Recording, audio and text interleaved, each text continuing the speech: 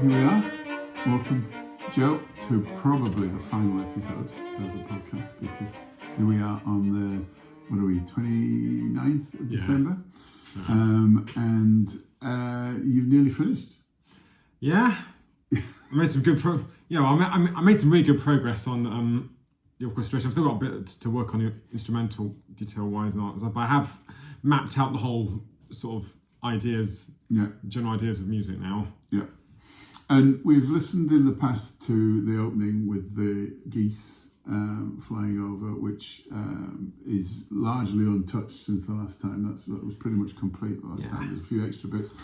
And then you got these other movements. You got the Rathen Church, and then Guyt Castle, and then the Storybook Glen, and then finishing with Mons Graupius. Yeah. And it's going to be probably 15, 17 minutes long.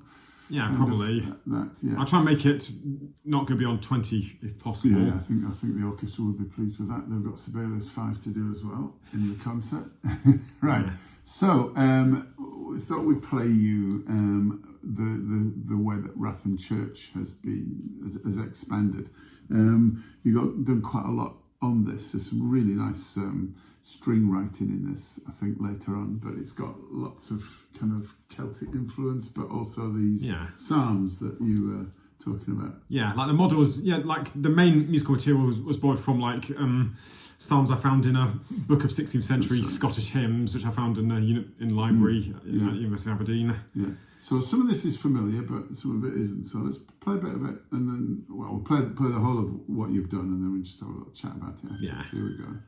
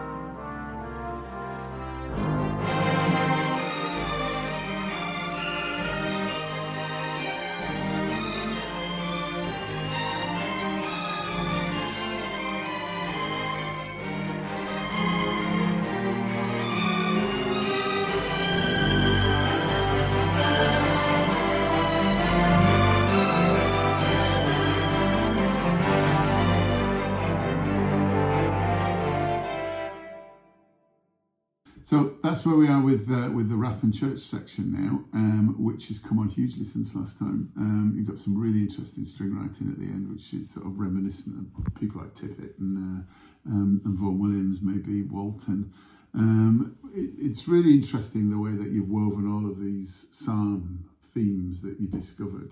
Say a bit about how you've done that and managed to do that. Yeah, well, as I said, I mean, I was looking around this book, I transcribed, I wrote down pretty much some of the hymns that took interest in me. And I chose ones particularly that had some associations with Aberdeen, because I mentioned this in a previous episode, but they had like psalms that with names like Elgin Melody, or Dunkirk Melody, things like that. And there was one called Bonaculture, and maybe think that might be associated with Aberdeen, so when that's become like the main one. And that one came at, you pull my head, that one in the violins and the climactic bit there. Yeah. But there's so many different themes going on, and you hear them coming through, sort of shine through. Sometimes they're on brass instruments, and then you've got one or two that are sitting on top of each other as well, where you've got two going at the same time, which is pretty clever. Yeah, this has really got me working my counterpoint muscles, if I can describe it as such. But it was actually quite, it was an interesting experience, because I mean, obviously I kind of avoid any sort of conventional sort of harmonies, if I can. So you might have heard a lot of strange dissonances in there, but not all the time. There's in this movement particularly, the first section there was a lot more dissonance. In this one, there's moments of where you sit and it feels to be home in a particular tonality, but then you kind of shift it around almost like a cubist way, which is really interesting, I think. It's great. This is come on so much, and then there's a bit of a gap, and you've got some more material before we get into where we are with the Guyt Castle movement, which is the one with go on, you tell them. Yeah, well, it's basically like the sort of the dark, spooky ruined castle. Yeah, as you can tell, and with a dark sort of bloodthirsty history to it. Yeah, and you're calling it The Herons, the Piper, and the Pool of Guyt. That's the subtitle. Yeah, so it's like various materials that have been associated with the castle. Like we got, it was owned by the Gordons of Guyt, who are like a pretty, they're a pretty brutal family. Yeah. I think what's really clever about this, you've got the Herons coming in at the start. Maybe let's play the section which is called Lord Lovat's Lament, which I think is this really clever thing that you've done, where you've got this kind of growling bass and the strings playing really high. Yeah, this will be near the end. Yeah, and then you've got the theme that's played on a mixture of oboe and trumpet, but the second oboe is kind of adding the twiddles to the melody, and so that way you can make it. And sometimes kind of piccolo, the trumpet sometimes misses out notes. And that way you can get it to sound a little bit like the inconsistencies that you sometimes get with the pipes. Yeah. And I think it's quite clever. I think the orchestra's going to enjoy this. Well, I hope they do. Anyway, let's have a listen.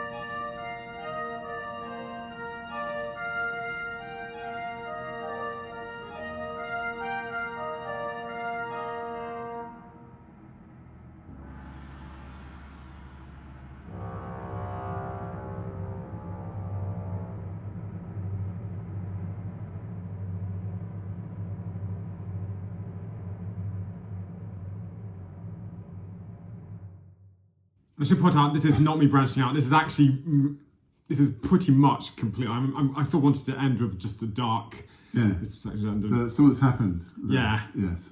we're not quite sure what, but Yeah, possibly the devil has got the piper. Right. Okay, but that's really clever. You got the drums in the background as well. You got the trombones kind of very slowly swelling in and out to provide that. Yeah, and of course it doesn't hear well on Sibelius, but you'll probably see it's a sudden, very loud sort of like trombone. The drone actually snaps. That snaps it. Yes, yeah, which you don't get on you know, but hopefully it'll sound much better in the orchestra. No, absolutely, of course it will. Yes. Yeah. So that's pretty much there. That movement, is it now? You think? Well, I mean, it's I've got the opening, I've got the ending bit. I just need to work out like the middle bits of section. Yeah. But it's going to be something about like the heron's motif is going to. Yeah. Because we heard that heron's motif in the previous. Yeah. It's going to crop every now and then, but then at some point it's not going to come when it's expected, and then this bit's going to happen. Brilliant. That's great.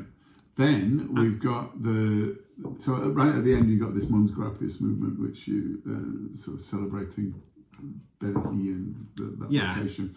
But you've not started work on that yet, or you got the sketches and you've got ideas. A very basic sketches idea of there'll be a repeated pulse. And you think that might be a kind of an extended sort of finale of a couple of minutes, which comes after this section.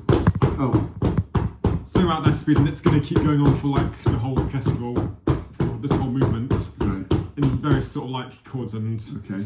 Right. And it's going to like build and progress. I think it might be an exciting sort of like climax. Gosh, right, okay. But before that, we've got the movement that's a celebrating Storybook Glen, which is really come on. And this is a kind of it reminds me a lot of a number of things. So it reminds me of Roger Quilter, A Children's Overture, where he took some nursery rhymes and did various things a while ago.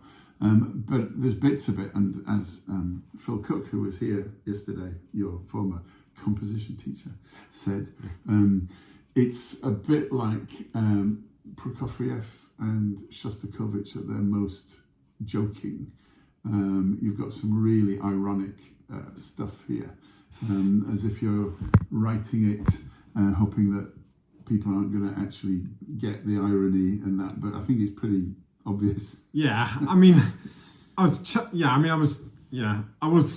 thinking about Luciano Berio in this point as well, like I mean, it doesn't sound like Berio. I mean, obviously, it's completely different. But Berio did do this thing in his Sinfonia where he took little fragments of little quotations borrowed from blended into a strange, surreal context. But he wasn't worried about copyright in the way that you are, so you've slightly changed yours so that it's just the right side of the law, I think. Yeah, you allude to lots and lots of different nursery rhymes, theme tunes from children's TV shows and so on. Yeah.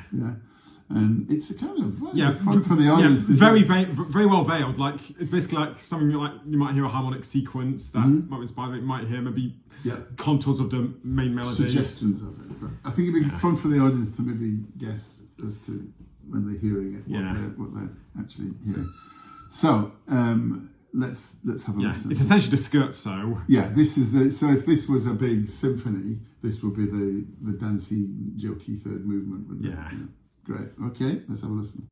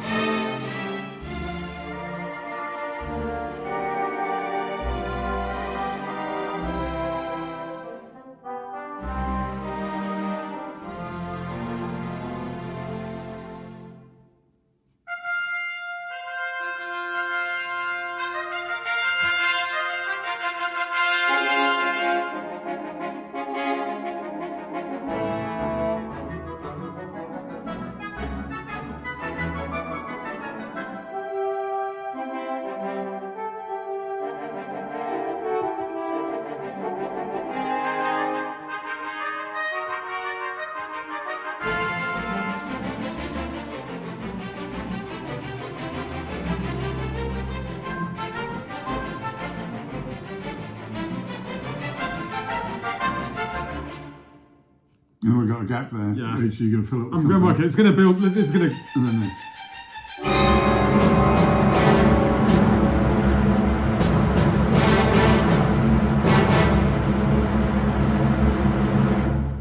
Bit of a menacing sort of slow bit, suddenly where it all stops, and it's going to calm down again, and then this. recapitulation of a sort.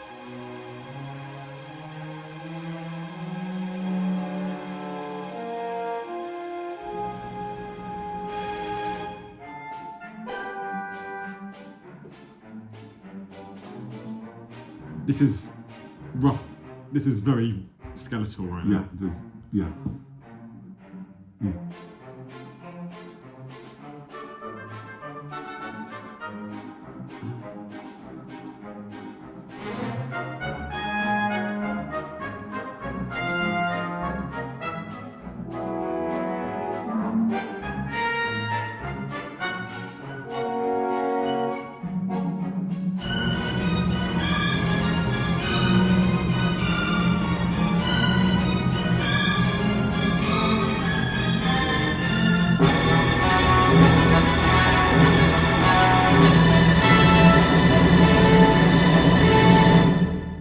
It's a bit like Dvorak.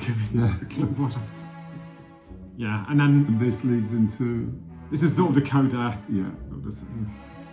I'm sort of always flute and calm down. It's going to be sort of slow lyrical, and then this is sort of a.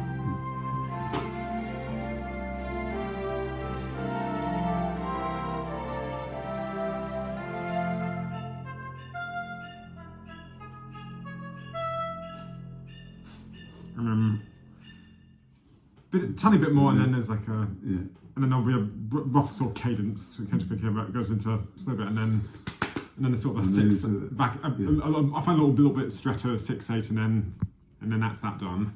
It's bonkers. It's very. It's bonkers. It's probably one of the strangest, probably most eclectic bit.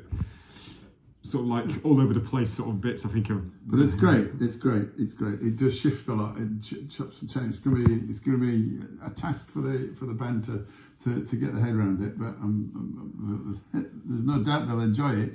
It's just there's a lot to get in there. It's a tricky movement, that, but very clever that you've got all of these themes coming in like that. Slightly broken, a bit like storybook length. Yeah. Yes.